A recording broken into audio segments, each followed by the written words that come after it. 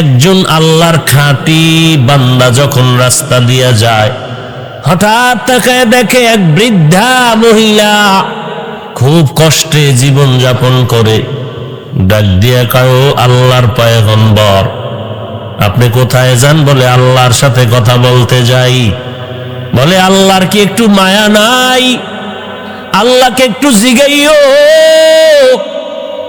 আমার ঘর নাই, আমি বড় কষ্টে আছি, ছোট্ট একটা ভাঙা ঘর, আমার উপরে এত কষ্ট কেন? আমি সহ্য করতে পারি না। আল্লাহ আমার এত কষ্টে ফালায় রাখছেন কেন, একটু জানতে চাই। বুড়ি এবার ডাক দিয়া কয়, এই পয়গম্বর, জেনেছো নাকি? বলে হা।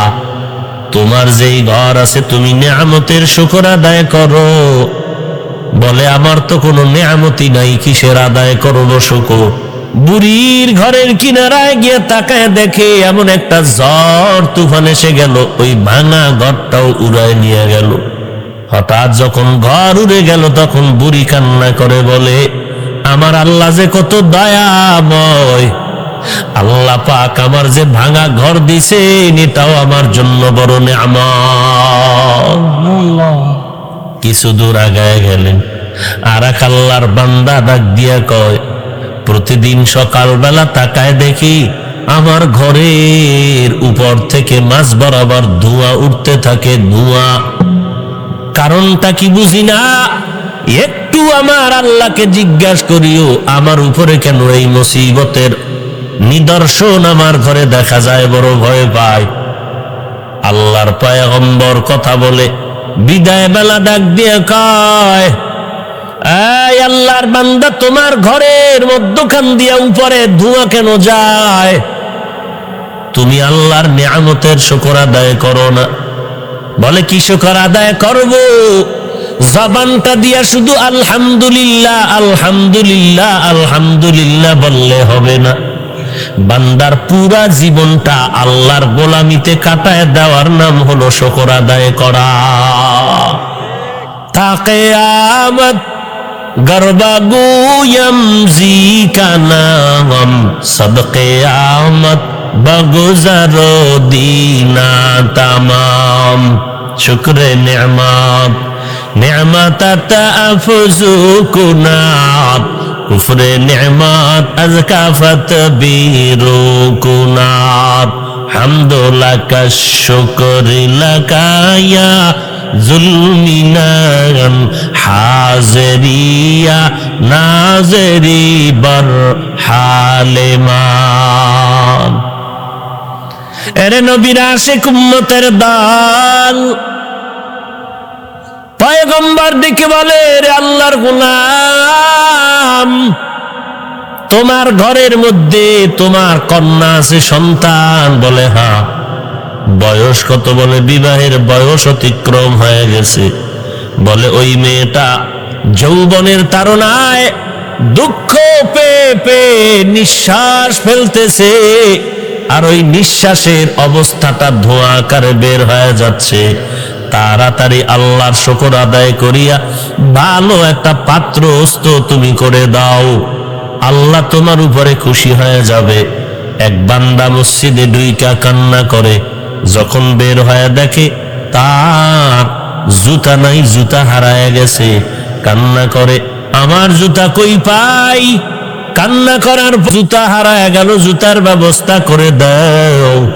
বের হয়ে দেখে মসজিদের সামনে এক আল্লাহর বান্দা কান্না করে, তার পাওই নাই। চোখের পানি ছেড়ে কান্না করে, আল্লাহ তোমার মতো দয়াময় কেউ নাই, জুতার জন্য কান্না করি আর এই বান্দার পাও নাই, আমি কত শান্তিতে আর নিয়ামত নিয়ে আছি। ও আল্লাহর গোলাম, আমার মতো বান্দা কত বড় নিয়ামত আমার আল্লাহ আমাকে দান করেছেন। আমি মুসলমানের ঘরে মানুষ হইয়া আসতে পারেছি, বড় নিয়ামত। আমি মুসলমান পরিচয় দিতেছি গর্ব করিয়া, বড় নিয়ামত। আমি আখিরি নবীর উম্মত দাবি করতে পারতেছি, এটা বড় নিয়ামত। আমি কোরআনওয়ালা আহলে হকের ব্যানারে আছি, এটা আমার জন্য বড় নিয়ামত। আমি বেদাতীদের কাতারে নাই, বন্ড ভীরের কাতারে নাই, আমি হালাল ভাবে কামাই রুজি করি বড় নেয়ামত, আমার এই সুন্দর চেহারাটা আমার জন্য বড় নেয়ামত। আরে আল্লাহ আবার কথা বলার পরে কণ্ঠের ভেতরে আবার আলাদা মায়া লাগায় দিছেন, বড় নেয়ামত। ওরে কত মানুষ দেখি এক চোখ ভালো আর এক চোখ নাই, আল্লাহ আমার দোনোটা চোখ ভালো রেখেছেন, বড় নেয়ামত। আল্লাহ এক হাত দিলেও তো চলতে পারে দুনিয়াতে, কিন্তু আল্লাহ আমার দোনোটা হাত ভালো রেখেছেন, বড় নেয়ামত। একটা পা দিয়েও তো কত মানুষ চলতে পারে, আল্লাহ আমার দোনোটা পা ভালো রেখেছেন, বড় নেয়ামত। আমার আল্লাহ আমাকে ধনী বানাইছেন, বড় নেয়ামত। কারো কাছে হাত বিছাইতে হয় না, বড় নেয়ামত। অহংকারী করবি না। এই জমিনের বড় অহংকারী ফেরাউন, নমরুদ, হামান, তাদের ইতিহাস কেমন তাকায় দেখো।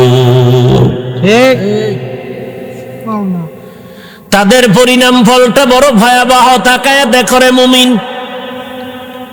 এজন্য আল্লাহ বলেন শুকর আদায় কর, তবে একটা একটা নেয়ামত গনিয়া গনিয়া শুকর আদায় করতে পারবি না। ওয়া ইন তাউদ্দু নি'মাতাল্লাহি লা তুহসুহা, গণনা করিয়া শেষ করা যাবে না আল্লাহর কত নেয়ামত। আল্লাহ বলেন এমন একটা শব্দ তোমারে শিখায় দিলাম, ওই শব্দের পর্দার ভিতরে সব শুকর এখানে আদায় হয়ে যাবে। বলে কি শব্দ? বলে যখন তুমি মনে প্রাণে আলহামদুলিল্লাহ শব্দটা বলবা, আমি আল্লাহ তোমার পক্ষ থেকে সব নেয়ামতের শুকর আদায় হিসাবে কবুল করে নিব। সুবহানাল্লাহ।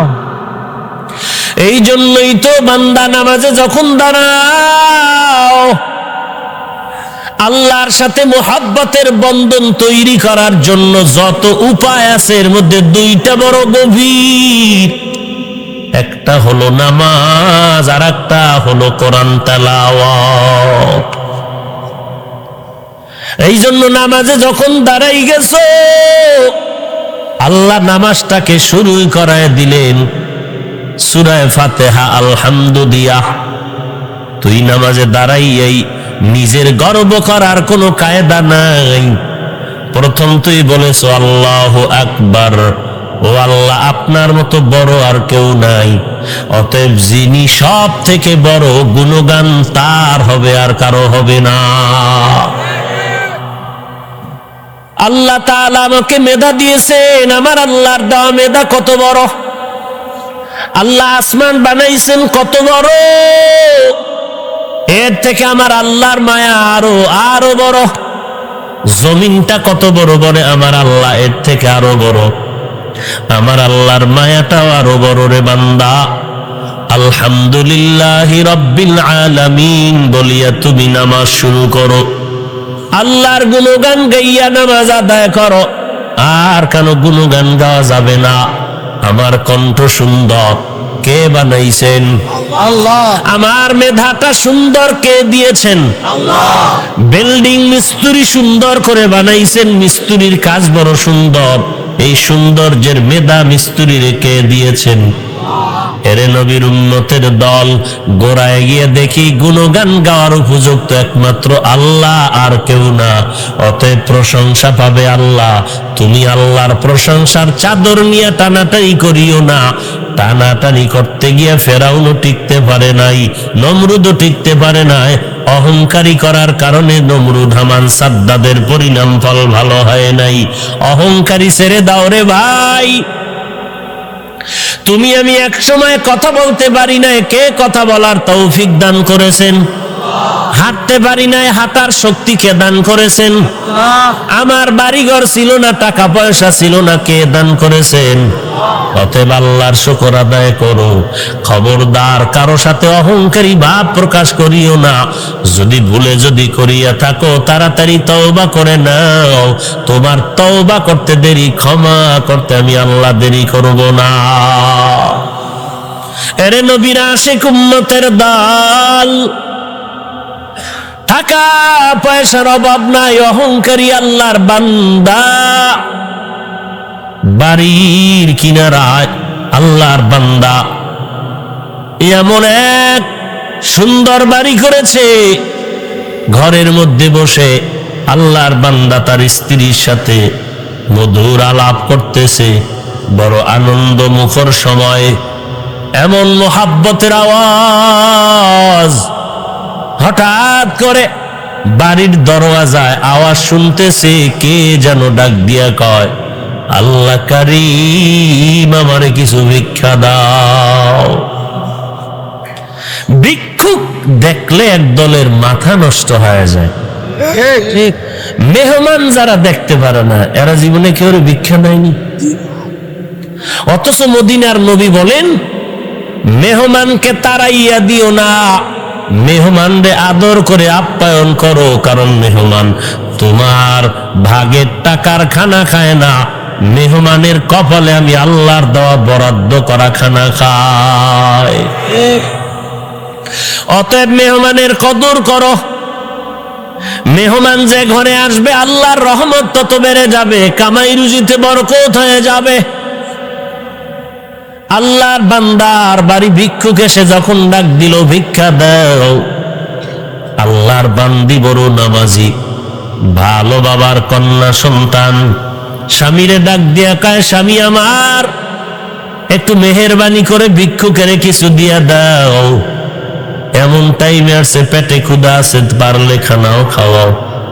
স্বামীর মেজাজ গরম হয়ে গেল, কোন গরিব আমার দরজায় এলাও নাই, তাড়াতাড়ি এরে বিদায় দাও, কোনো ভিক্ষা দেওয়া হবে না।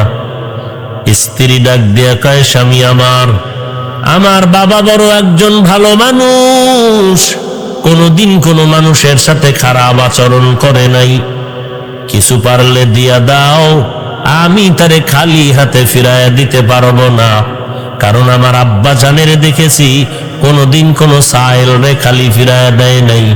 আমার আল্লাহ তো কোরআনে বলেছেন, ওয়া আম্মাস সাইলা ফালা তানহার, কোন সাইল ভিক্ষুকের ধমক দিয়া তাড়ায় দিও না। স্ত্রীর কথা স্বামীর কানে ঢুকে নাই, মাথা গরম হয়ে গেল, টাকার অহংকার, বলে তুমি যদি না পারো আমি নিজেই জবাব দেই। ভিক্ষুকের কাছে দরজা খুলিয়া এমন গালাগালি শুরু করলো, লজ্জা নাই।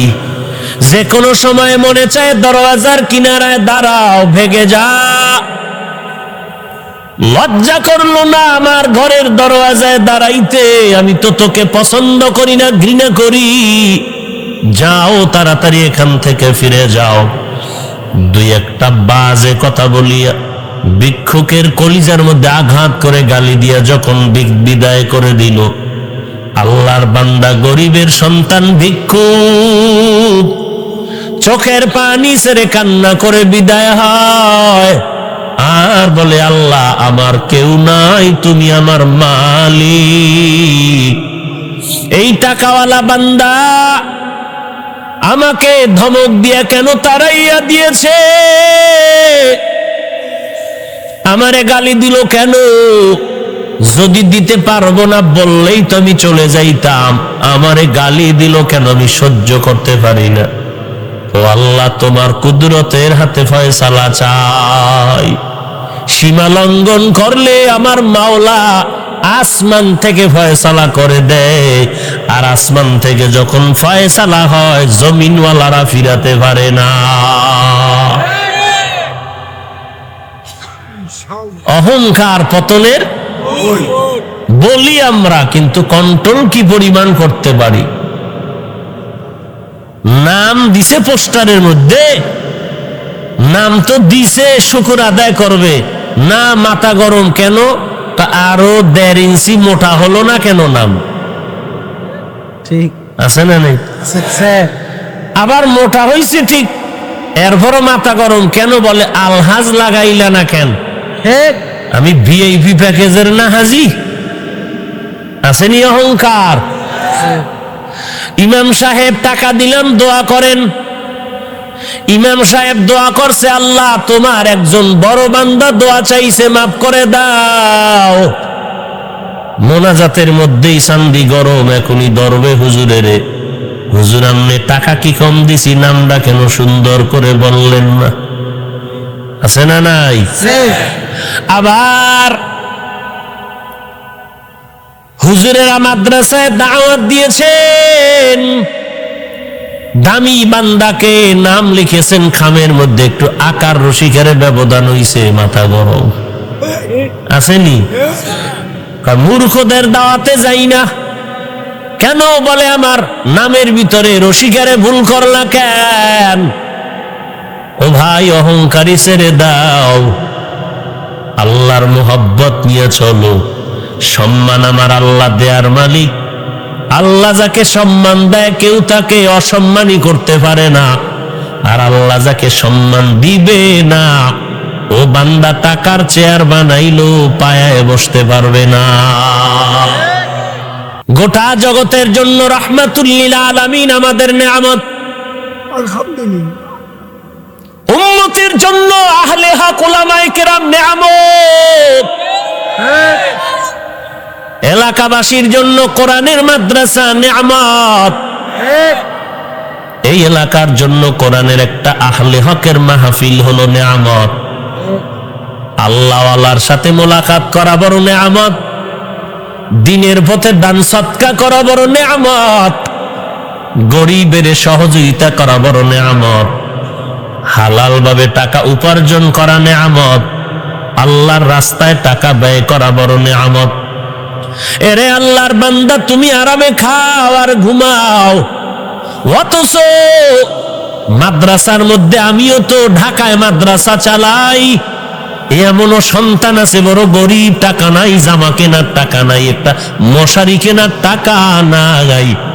এই শীতের দিন, শীত আসতেছে, একটা শীতের পোশাক কেনার টাকা নাই, এমনও গরিব কোরআন শরীফ পড়ে মাদ্রাসায়। ওখানে তুমি 2টা টাকা দিতে পারো না, বারবার হিসাব চাও, অথচ নিজের ঘরে কি পরিমাণ টাকা অপচয় করতেছো কোনো হিসাব নিলা না। বান্দা, দুনিয়াতে যতই গরম দেখাও না কেন, করায় গন্ডায় হিসাব হবে মরণের পর। তবে সীমা লঙ্ঘন করলে হিসাব আগেই শুরু হবে। এরে নবীর আশিক উম্মতের দল, আমার আল্লাহর নেয়ামতের শুকর আদায় করো। আল্লাহ তোমার উপরে নেয়ামত আরো বাড়ায় দিবেন। বান্দা, তুমি নেয়ামত তালাশ করে পাও না, তো আল্লাহ যত বড় তার দয়াটাও তত বড়। যেমন ইমানদারেরা যেই নদীর মাছ খাওয়ার স্বাধীনতা পায়, বেঈমানেরাও সেই মাছ খাওয়ার স্বাধীনতা পায়। কেন? আল্লাহর দয়া বড়। ঠিক ঠিক। ইমানদারেরা যেই নদীর মাছ, যেই জমিনের ফসল ভোগ করতে পারে, বেঈমানেরাও সেই জমিনের ফসল ভোগ করতে পারে। কারণটা কি? আল্লাহর এত বড় বিরোধিতার পরে এত সুযোগ কেন পায়? বলে আল্লাহর দয়া অনেক বড়। আল্লাহ পাক মুমিনকে যেই গাছের ফল খাওয়ার স্বাধীনতা দিয়েছেন, বেঈমানেরাও সেই গাছের ফল খাওয়ার স্বাধীনতা পেয়ে গেল। কেন? বলে আমার আল্লাহ বড় দয়াময়। আল্লাহর মতো দয়াময় কেউ নাই। মাত্র 1% দয়া জমিনের মধ্যে আল্লাহ দিলেন সমস্ত মাখলুকতের মাঝে। 99 গুণ মুহাব্বত আর মায়া আল্লাহ স্পেশাল তার কাছেই রিজার্ভ রেখেছেন। এরে নবীর উম্মতের দল, যারা 24 ঘন্টা আল্লাহর বিরোধিতা করে, আল্লাহ তাদেরও খানা দেয়, বাতাস দেয়, সূর্যের আলো চাঁদের আলো দেয়, বাধা দেয় না, খানাও বন্ধ করে না। কারণ আমার আল্লাহ বড় দয়াময়। তবে প্রত্যেকটা জিনিসের একটা সীমাবদ্ধতা আছে, সীমানা আছে। সীমানা যখন লঙ্ঘন করবে তখন আমার আল্লাহ বড় একটু রাগ দেখায়, জাকি দেয়, ধাক্কা দেয়, মাঝে মাঝে সিডর, মাঝে মাঝে ঝড় তুফান, এই করোনা মহামারী ভাইরাস। আল্লাহ কয় আমি কঠিন ভাবে দেই না, কারণ আমি চাই তুই তওবা করে আয়, জান্নাতের দরজা তোর জন্য খুলে দিলাম। বেহেশত আযা কে আজারে নবাশত, কাছে রাবা কাছে কারে নবাশত। या इलाही मुझसे मुझको दूर कर, ताके देखो मुझ में तुझको एक नजर। या इलाही तू मेरा माबूद है या इलाही तू मेरा माशूक है। জীবন্ত মেয়েদের কবর দিল, জ্যান্ত কবর দিয়েছে আল্লাহর বান্দা। নবীর কাছে গিয়া কান্না করে, নবী আমার আল্লাহ একটু রাগ না করি আমারে মায়া করবেননি। আল্লাহর নবী বলেন, আমার আল্লাহর তো রাগের থেকে মায়ার প্রবণতা বেশি, আল্লাহ তো মায়া করবেন। বলে তুমি কি করেছো? বলে আমার নিজের ঔরসের কন্যা সন্তানগুলো এক এক করে জ্যান্ত দাফন করেছি। নবীজি শুনেন আর কান্না করেন। কান্না করে বলে, একজন বাবা হইয়া কি মেয়ের সাথে এমন অনাচার অবিচার করতে পারে? কিন্তু আমার আল্লাহ যেহেতু দয়াময়, আমার আল্লাহ যেহেতু প্রেমময়, আমার আল্লাহ দয়ার নজর দিয়ে যখন তাকায়, 70 বছর পর্যন্ত যদি গুনাহ করে পাহাড় করিয়া ফালাও, একটা সেকেন্ডে এক ফোঁটা চোখের পানি ছাড়বি, 70 বছরের গুনাহ মাআফ। আতিনা ফি দারে দুনিয়া না হাসান, আতিনা ফি দারে উকবা না হাসান, ইয়া গিয়াসাল মুস্তাগীসিন ইহদিনা লাফতিখারা বিল উলুমি ওয়াল গিনা। हर गरीबे नेको तू तैयार है, जो न मंगे उससे तू बेजार है। الحمد لله الذي جعل الشمس والقمر بحسبان،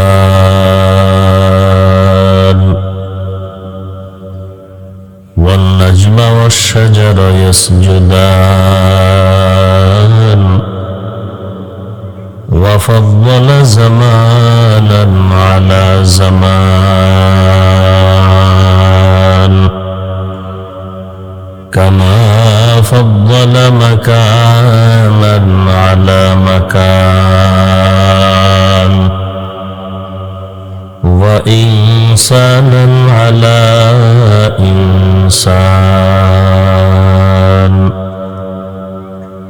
ونشهد أن لا إله إلا الله وحده لا شريك له، لا ضد له ولا ند له ولا مثل له. ونشهد أن سيدنا وسندنا وحبيبنا وحبيب ربنا وطبيبنا وطبيب قلوبنا ومولانا محمدا عبده ورسوله، صلى الله تعالى عليه وعلى آله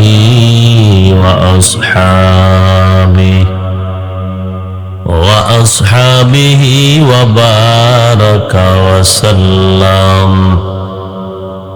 وبارك وسلم تسليما كثيرا كثيرا. الذي أرسله الله تعالى بالحق بشيرا ونذيرا، وداعيا إلى الله بإذنه وسراجا منيرا. أما بعد فأعوذ بالله من الشيطان الرجيم. بسم الله الرحمن الرحيم. لئن شكرتم لأزيدنكم ولئن كفرتم إن عذابي لشديد. وقال النبي صلى الله عليه وآله وسلم: من لم يشكر الناس لم يشكر الله،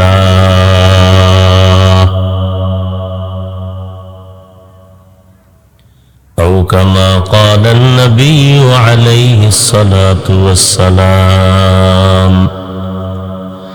صدق الله مولانا العظيم وصدق رسوله النبي الأمي الكريم،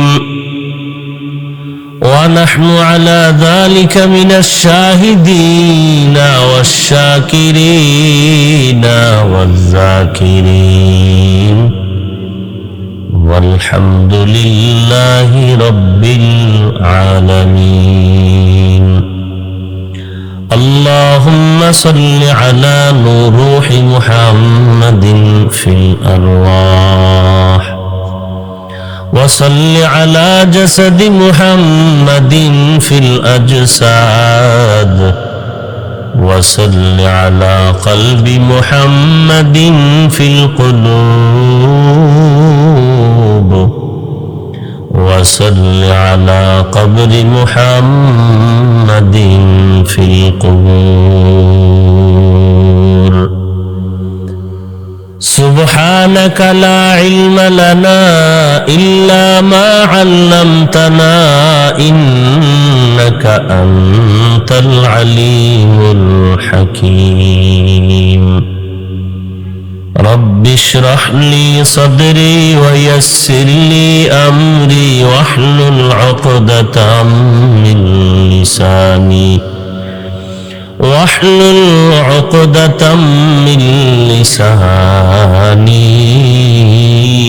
يفقه قولي.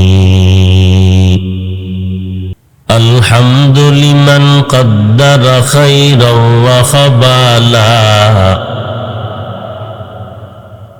الحمد لمن قدر خيرا وخبالا، والشكر لمن صور حسنا وجمالا، والشكر لمن صور حسنا وجمالا. فرد صمد عن صفة الخلق بريء، فرد صمد عن صفة الخلق بريء. رب أزلي خلق الخلق كمالا، رب أزلي خلق الخلق كمالا. لا ضد ولا ند ولا حد لمولى، لا ضد ولا ند ولا حد لمولى. الآن كما كان ولم يلق زوالا، الآن كما كان ولم يلق زوالا. لئن شكرتم لأزيدنكم ولئن كفرتم إن عذابي لشديد। হে দুনিয়ার মানুষ, যদি তোমরা নিশ্চিত আল্লাহ পাকের শুকর আদায় করো নিয়ামতের, আল্লাহ বলেন অবশ্যই আমি নিয়ামত আরো বৃদ্ধি করে দিব। ওয়ালাইন কাফারতুম, যদি কৃতজ্ঞতা প্রকাশ না করে, শুকর আদায় না করে, যদি নিমক হারামি করো, তো ইন্না আযাবি লাশাদীদ, নিশ্চিত আমার আযাব অবশ্যই কঠিন থেকে কঠিন। রাসূলুল্লাহ সাল্লাল্লাহু আলাইহি ওয়া আলিহি ওয়াসাল্লাম ইরশাদ করেন, যারা মানুষের প্রশংসা করতে অক্ষম, করে না, তারা আল্লাহরও গুণগান করতে পারে না। যারা মানুষকে সম্মান দিতে জানে না, ইজ্জত দিতে জানে না, গুণগান গাইতে পারে না, কৃতজ্ঞতা প্রকাশ করতে পারে না, সে আল্লাহর ক্ষেত্রেও পারে না। আয়াতের মাধ্যমে আর হাদিসের মাধ্যমে মোটামুটি যে বিষয়টা আমরা স্পষ্ট করতে পেরেছি সেটা হলো আল্লাহ পাকের নিয়ামতের শুকর আদায় করলে আল্লাহ বাড়িয়ে দিবেন। অর্থাৎ শুকর আদায় করাটা আমাদের জন্য জরুরি, শুকর আদায় না করা আমাদের জন্য বড় ক্ষতির কারণ। কারণ ইন্না আযাবী লাশাদীদ, নিশ্চয়ই আমার আযাব, আল্লাহ বলেন নিশ্চয়ই আমার আযাব, লাশাদীদ অবশ্যই কঠিন। কেন? আল্লাহ যত বড়, আল্লাহ কত বড়? কি ভাই, আল্লাহ কত বড়? বাইতুল মুকাররমের মিনারার মতো বড়, হিমালয় পর্বতের মতো বড়, বাইতুল্লাহর কিনারায় জমজম টাওয়ারের মিনারার মতো বড়? সারা দুনিয়ার মানুষ, আম্বিয়ায়ে কেরাম, সাহাবায়ে কেরাম, সব মানুষ, ইতিহাস, ঐতিহাসিকগণ, বৈজ্ঞানিক, দার্শনিক, মুফাসসিরিনে কেরাম, মুহাদ্দিসিনে কেরাম, মুফতিয়ানে কেরাম, খতিবে উম্মত যারা আছেন, সমস্ত দুনিয়ার মানুষ যদি এক টানা কিয়ামত পর্যন্ত আল্লাহর গুণগান বলতে থাকেন আর লেখতে থাকেন, লেখা শেষ হবে না, বলাও শেষ হবে না, কিয়ামত হয়ে যাবে। তাহলে এই গুণগান গাইতে গাইতে, বলতে বলতে যেখানে গিয়া শেষ, আল্লাহ যে কত বড়, কিয়ামত পর্যন্ত সারা জগতের মানুষ যদি বয়ান করে শেষ করে, যেই পর্যন্ত পৌঁছবে, এর থেকেও আল্লাহ আরো হাজার, সহস্র, কোটি, মিলিয়ন, ট্রিলিয়ন, ব্রিলিয়ন থেকেও আল্লাহ আরো বড়। সেই আল্লাহ যত বড়, তার মোহাব্বত, তার মায়া, তার দয়া তত বড়। সে আল্লাহ পাক যত বড়, তার রাগ, তার গোসা আরো বড়। যে কারণে আল্লাহ পাক দয়াও দেখাইছেন, তুলনামূলক গোসার থেকে দয়ার প্রভাবটা বেশি। ইন্না রাহমাতি সাবাকাত আলা গাযাবি, আল্লাহর রাসূল বলেন আল্লাহর রহমত গোসা থেকে আরো বেশি, অর্থাৎ দয়া কি বেশি। যে কারণে সারা জগতের বেদিন বেঈমানেরাও আল্লাহর নেয়ামত ভোগ করার সুযোগ পায়। আবার আল্লাহর রাগ কেমন, গোসা কেমন? কওমে আদ, কওমে সামুদ, কওমে লূত, কওমে ফিরাউন, এদের উপরে এমন মুসিবত এসেছে, এক ঝড় তুফানে সব শেষ। আল্লাহর রাগ কেমন? একদিন নবীজির বিবি সাহেবানরা, উম্মাহাতুল মুমিনিন, সমস্ত মুমিন উম্মতের মা, তারা বসে বসে একটা পরামর্শ করতেছিলেন যে নবীজি এক সময় ধন সম্পদ কম ছিল, যুদ্ধ চলেনি, এখন যুদ্ধ গনিমতের মাল আসতেছে, মোটামুটি নবী এখন সচ্ছল, তাহলে আমাদেরকে একটু খোরপোশ বাড়ায় দিতে পারেন। এটা আবদারটা অযৌক্তিক নয়, স্ত্রী স্বামীর কাছে আবদার করবে, এটা অযৌক্তিক নয়। কিন্তু পেছ লাগছে কোথায়? যে পারস্যের বাদশাদের বিবিরা কি ভোগ বিলাসে চলে, ওই রকম আমাদেরকেও যদি একটু দিত, উদাহরণ দিতে গিয়া লাগছে পেছ। এখন এই পরামর্শ করে এখন নবীজির কাছে গিয়া আবদারটা করবে কে? বেদবি যদি হয়, সবাই সিদ্ধান্ত দিল মশওয়ারা করে আম্মাজান আয়েশার উপরে, আয়েশা রাদিয়াল্লাহু আনহা গিয়ে বলবেন। তা আম্মা জান আয়েশা রাদিয়াল্লাহু আনহা গিয়ে বললেন, যার সাথে রসুলের বিবাহ হয়েছে আয়েশা রাদিয়াল্লাহু আনহার 6 বছর, নবীর ঘরে আয়েশা 9 বছরে উঠায় নিছেন। বিয়ে হয়েছে কয় বছরে? 6 বছর। উঠায় নিছেন কবে? 6 বছর। আর ঘর করছে 9 বছর। এই টোটাল কত? 18 বছর যখন আম্মা জান আয়েশার বয়স, তখন নবীর ইন্তেকাল। আর আমগো 18 বছরে বিয়েই হবে না এর আগে। বুঝেন না কথা? প্রেম হবে। স্কুলে ক্লাসে ছেলে মেয়েরা প্রেম করো, রমনায় যাও, বিভিন্ন পার্কে যাও, প্রেম করো। প্রেম এটা একটা সুন্দর ধর্ম, হ্যাঁ।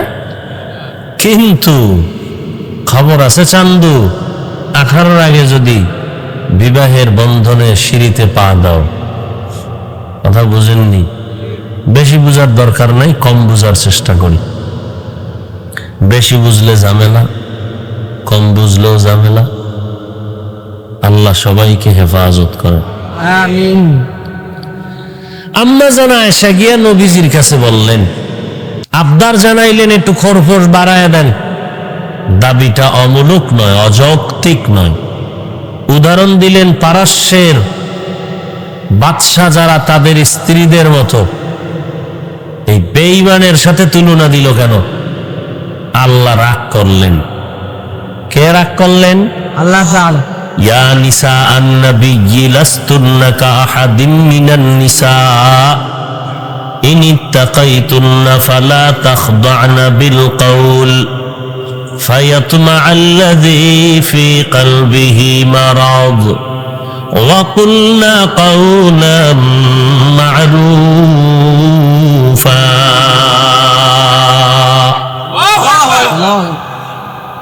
ইয়া নিসা আন-নাবিয়্যি, ও নবীর বিবিগণ, লাস্তুন্না কাআহাদিন মিনান নিসা, প্রত্যেক নারীর জন্য আল্লাহর আদেশ হয়ে গেল, ইনিত্তাকাইতুন্না, যদি আপনাদের মধ্যে আল্লাহর ভয় থাকে, তাকওয়া যদি থাকে, আল্লাহর আযাবের যদি ভয় হয়, নবী আপনি আপনার বিবিদের জানায় দেন। সারা দুনিয়ার নারীরাও এই কথার ভেতরে শামিল। আয় দুনিয়ার মুমিনদের স্ত্রীরা শুনে নাও, ডাইরেক্ট আপনার বিবিদের বলে দেন, ইনডাইরেক্ট ভাবে সারা জগতের নারীদেরকে কথার মধ্যে শামিল করে নেন। আয় নারী নবীর বিবিরা, তোমরা যে আবদার করেছো, এখন যদি তোমরা এই আবদার থেকে নবীর কাছে ক্ষমা না চাও, তওবা করে যদি ফিরে না যাও, নবী এখনই তাদেরকে সব এক কথায় তালাক দিয়ে দিবেন, কাউকে রাখবেন না। এখনই স্বামীর কাছে খরপোশের আবদার করেছে, কোনো সমস্যা নাই, তবে বেঈমানের সাথে কেন তুলনা দিল? এটা মহা সমস্যা। এরে নবীর উম্মতের দল, অমুকে করে, আমি করলে কি দোষ? নবীর উম্মত অমুক, তুমি কাকে বানাইবা? অমুকের স্থানে সাহাবায়ে কেরামকে বসানো যাবে, আর মুমিন কাউকে বসাতে পারবে না। অমুক বলতে সাহাবায়ে কেরাম আর কেউ না, মুমিনের জন্য আদর্শের মাপকাঠি।